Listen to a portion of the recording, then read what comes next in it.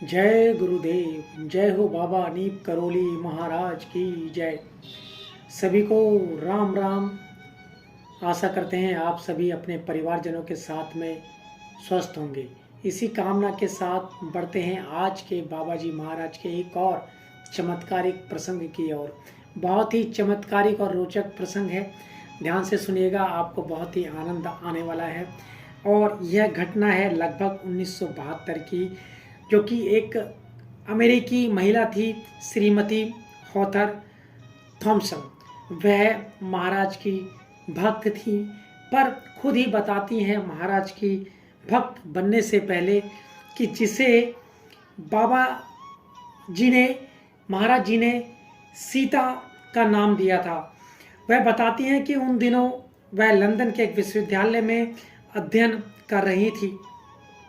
उन्होंने महाराज जी को तब तक देखा भी नहीं था, केवल उनके मित्रों से उनकी यथा और यश गाथाएं सुनी थी। श्रीमती थॉमसन लिखती हैं, बताती हैं कि किस तरह से एक दिन वह लंदन की बस में यात्रा कर रही थी। उस दिन डबल डेकर बस के प्रवेश द्वार के समीप वाली सीट पर बैठी थी। पूरी बस खाली थी और वह बताती हैं कि मेरी बगल में कोई भी नहीं था। बस का कंडक्टर ऊपरी मंजिल में था। एकाएक बस रुकती है और एक भिखारी बस में चढ़ जाता है। उसने फटे कपड़ों की कई परत पहन रखी थी और उस भिखारी की बाहों में एक लाल नीला कंबल वह दबाए हुए थे।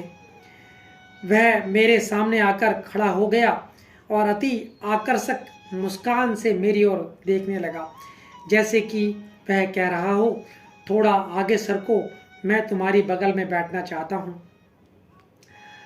हीथर थॉमसन बताती हैं,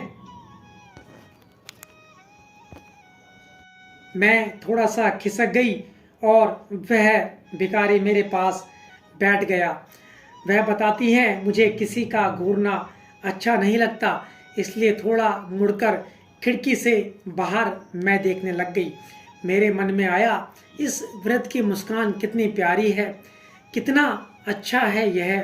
तभी मेरा ध्यान अचानक कल्पना में महाराज जी की ओर गया।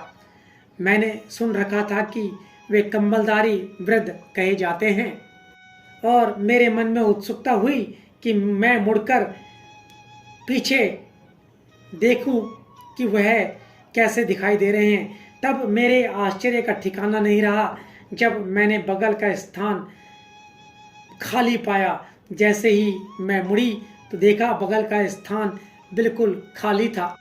यह जो घटना थी, यह जो खेल था, चंद मिनटों में ही खत्म हो गया था।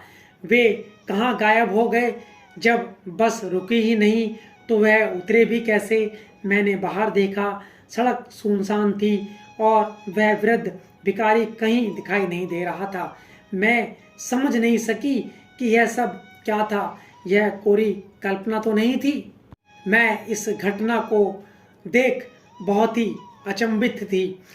अगले दिन मेरे कुछ मित्रों ने बताया कि जब मैं बस में थी, उसके मन में तीव्र भावना जागृत हुई कि वे धन से मेरी सहायता करें, जिससे मैं महाराज जी के दर्शन के लिए भारत जा सकूं। परंतु मेरी एक समस्या और थी, वह यह कि इस धन से मैं भारत तो पहुंच जाती, पर वहां रह कैसे पाती? वह मेरे सामर्थ्य से बाहर की चीज़ें थी। इस समस्या के हल के लिए महाराज जी ने एक और चमत्कार मेरे साथ में किया।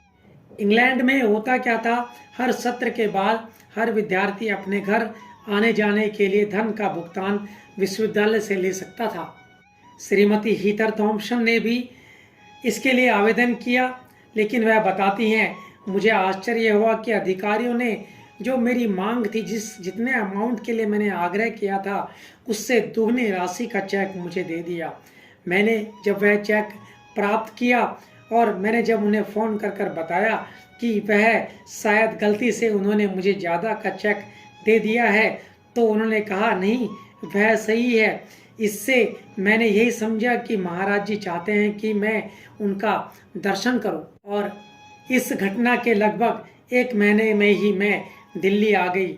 फिर वहाँ से मैं कैंची धाम पहुँची।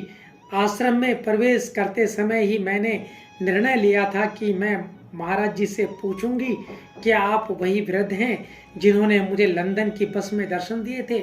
लेकिन जब श्रीमती हीथर थॉमसन उनके पास पहुंची तो वह यानी कि बाबा जी महाराज वही कंबल ओढ़े हुए थे जिसे हीथर थॉमसन ने उनकी बाहों में देखा था।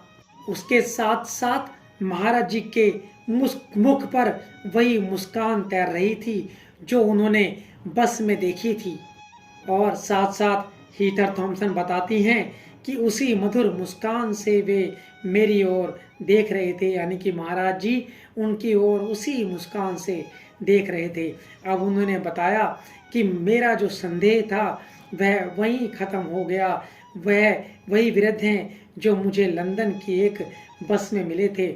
मेरे लिए यानी कि हीथर थॉमसन के लिए अब पूछना कुछ भी शेष नहीं रहा था। वह साथ साथ बताती हैं कि उनकी इस कृपा दृष्टि ने उनके हृदय और आत्मा को आनंदित भी कर दिया था। साथ साथ वह यह भी बताती हैं कि इस घटना से बाबा जी महाराज की सर्वज्ञता का पता चलता है। जिस समय बाबा ने लंदन में उस महिला को दर्शन दिया था और एकाएक अंतर्धान हो गए थे, उस समय वे भारत में कैंची धाम में थे। बाबा ने उन्हें भारत आने की प्रेरणा दी और उनके लिए साधन भी बाबा जी महाराज ने स्वयं उपलब्ध करा दिए थे। तो इस तरह की बाबा जी महाराज की चमत्कारिक लीलाएं बाबा जी महाराज स्वयं अपने भक्तों के साथ में किया करते थे और आज भी महाराज जी अपने भक्तों के साथ में ऐसी ही लीलाएं किया करते हैं। बस ज़रूरत है तो आपको महाराज जी के प्रति विश्वास करने की। तो आशा करते हैं आपको आज का ये प्रसंग अत्यंत ही पसंद आया होगा। इसी कामना के साथ जय गुरुदेव, जय हो बाबा नीप करोली महाराज, जय उत्तराखंड। और आपका बहुत बहुत धन्यवाद धन्यवाद धन्यवाद।